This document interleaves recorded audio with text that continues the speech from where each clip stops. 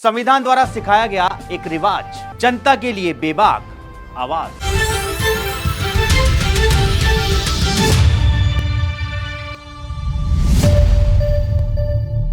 नमस्कार दर्शकों, four sides analysis में आपका स्वागत करता हूं मैं आशुतोष। आज हम बात करेंगे चार मुद्दों पर। दोस्तों, चार मुद्दों पर आज बात होगी।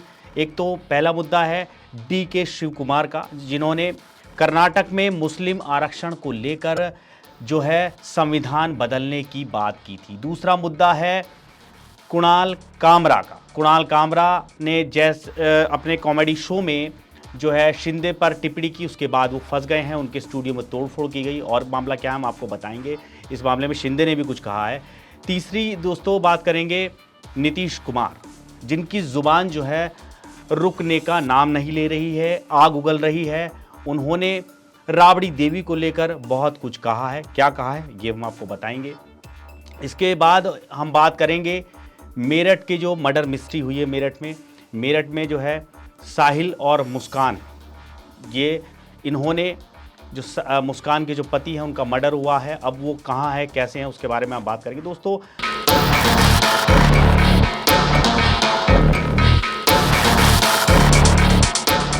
तो सबसे पहले हम बात करते हैं दोस्तों DK शिव कुमार के बारे में। DK शिव कुमार ने ऐसा बयान दिया है जिसके बाद वो इस बयान में खुद ही फंस गए हैं। DK शिव कुमार ने हाल ही में कर्नाटक में मुस्लिमों को आरक्षण देने के एक सवाल का जवाब देते हुए कहा कि अगर ज़रूरत हुई तो संविधान में बदलाव भी किया जाएगा।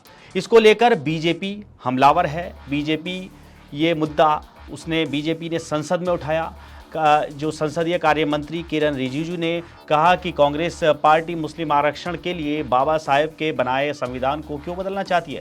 कांग्रेस के अध्यक्ष, जो इस सदन में विपक्ष के नेता भी हैं, उनको जवाब देना चाहिए। राज्यसभा में नेता सदन JP नड्डा ने कहा है कि कांग्रेस पार्टी जो संविधान की रक्षक बनती है, बाबा साहेब ने स्पष्ट कहा है कि धर्म के आधार पर आरक्षण नहीं दिया जाएगा। लेकिन कांग्रेस पार्टी को पता नहीं क्या जो है लग रहा है कि हम आरक्षण में जो है बदलाव कर देंगे और मुस्लिमों को जो है आरक्षण देंगे। ये एक राजनीति है मुस्लिम वोट बैंक को अपने तरफ करने की, ये और कुछ नहीं है।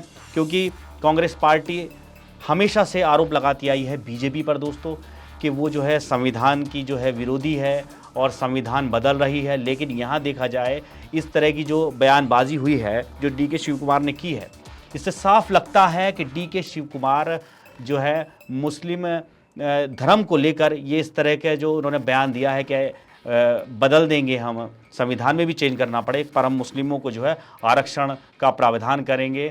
तो ये चीज़ जो है साफ दर्शाती है कांग्रेस की मंशा को। हालांकि बाद में DK शिव कुमार ने सफाई दी है। उन्होंने कहा है कि नहीं भाई, मैंने ऐसा नहीं कहा था। तो अब ये जो बात है ये बड़ी अटपटी सी लग रही है कि उन्होंने नहीं कहा तो किसने कहा था। अब दोस्तों सेकंड जो मुद्दा है हमारा वो है कुणाल कामरा। जानते हैं आप, मशहूर कॉमेडियन, महाराष्ट्र के हैं। उन्होंने जो है एक पैरोडी बनाई दिल तो पागल है फिल्म को लेकर। उसमें गाना गाया महाराष्ट्र की व्यवस्था को लेकर, जोकिंग टाइप में। और उसके बाद उन्होंने शिंदे पर भी जो है गद्दार और इस तरह के, हालांकि उनका नाम नहीं लिया लेकिन उनका जो इशारा था वो वही था।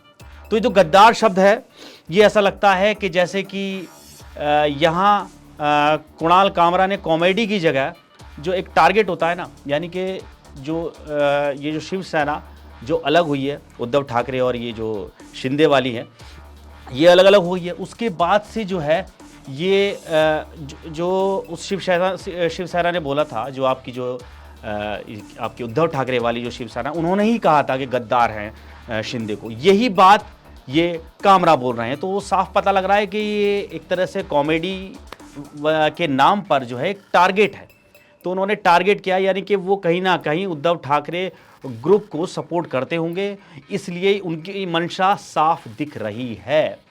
फिलहाल इस मामले में शिंदे ने भी काफ़ी कुछ कहा है। तो इस मामले में उन्होंने कहा है कि कार्यकर्ताओं द्वारा जो मुंबई में तोड़फोड़ हुई है वो शिंदे जो है उसको समर्थन नहीं करते। लेकिन साथ ही उन्होंने न्यूटन के मोशन के तीसरे लॉ का भी जिक्र किया है।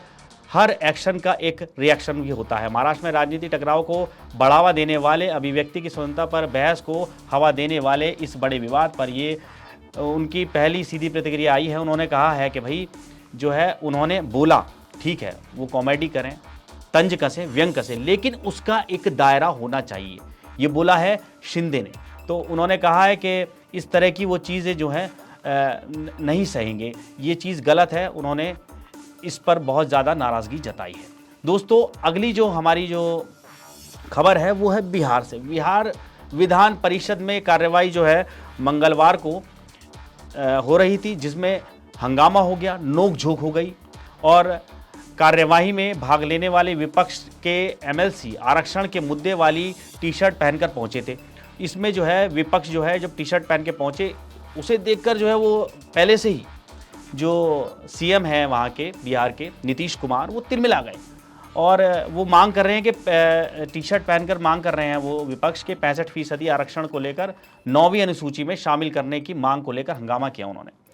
इसका नेतृत्व जो है मुख्यमंत्री, जो पूर्व मुख्यमंत्री हैं जो राबड़ी देवी हैं, वो कर रही थी भाई। ये विरोध उनके नेतृत्व में ही विरोध किया जा रहा था। तो विरोध क्या था, एक बार फिर बता दूं मैं।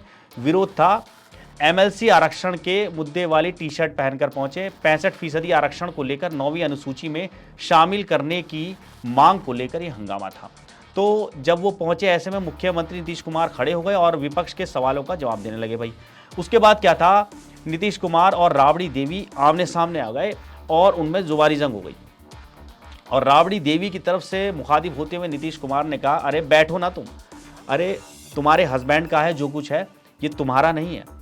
जो तुम एक जो है सीएम इसलिए बन गई थी क्योंकि तुम्हारे हस्बैंड जो हैं वहाँ नहीं थे, जेल में थे, इसलिए तुम सीएम बन गई थी। और बेचारा शब्द और पता नहीं उन्हें क्या क्या बोल दिया।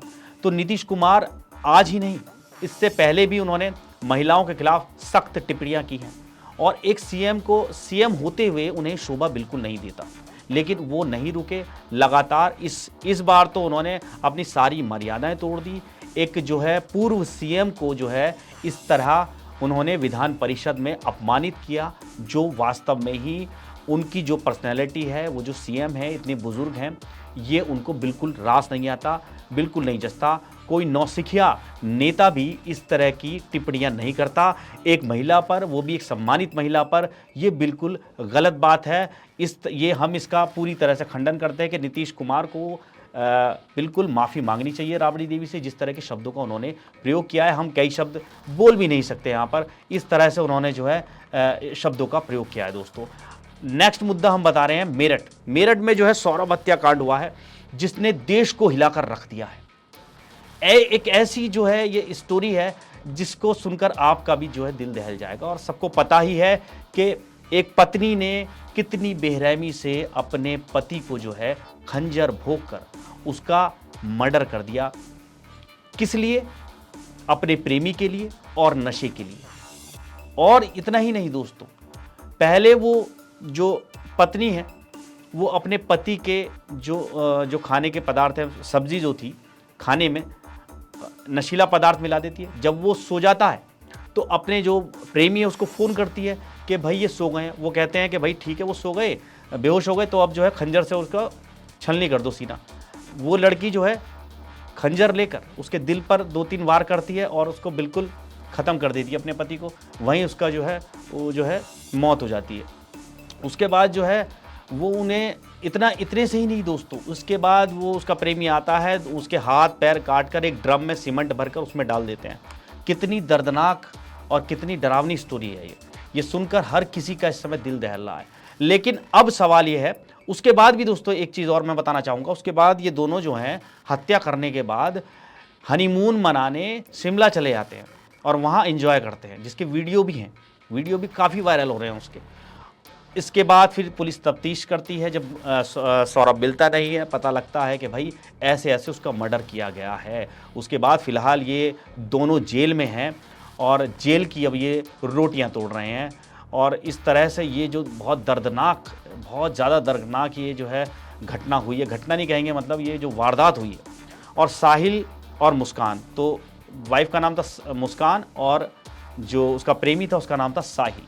तो इन दोनों को फ़िलहाल जेल तो भेज दिया है, लेकिन नशा मुक्ति केंद्र में भी इन्हें दाखिल कराया गया है। जानकारी के मुताबिक ये जो घटना, ये जो वारदात हुई है, ये हुई है नशे के चक्कर में, क्योंकि इस लड़के ने, जो आरोपी लड़का है, इसने जो है उस लड़की को, यानी कि अपनी प्रेमिका को नशे का आदी बना दिया था। और मुझे ये लगता है कि जो इतनी घिनौनी जो ये वारदात हुई है, ये नशे के चलते हुई है दोस्तों। फिलहाल जो है इन दोनों को दाखिल कराया गया है नशा मुक्ति केंद्र में, और दोनों को जेल में भी अलग अलग बैरक में रखा गया है और दोनों का इलाज किया जा रहा है। और इसके अलावा इसके जो मुस्कान के जो माँ बाप हैं, उन्होंने भी किनारा कर लिया है, वो नहीं आ रहे हैं। तो इसने भी और साहिल ने भी, दोनों ने सरकारी वकील लेने की जो है गुहार लगाई है। हालांकि सरकारी वकील हो या कोई भी हो, अब इन्हें कोई नहीं बचा सकता और इनका जो है उम्र कैद या कोई बड़ी सज़ा इनको जो है मिलनी तय है, और मिलनी भी चाहिए ऐसे हत्यारों को। तो दोस्तों, आज हमने 3-4 खबरों का थोड़ा सा विश्लेषण किया, आपको उनके बारे में जानकारी दी। आगे भी हम देते रहेंगे। आप देखते रहिए हमारा खास कार्यक्रम। तब तक के लिए नमस्कार।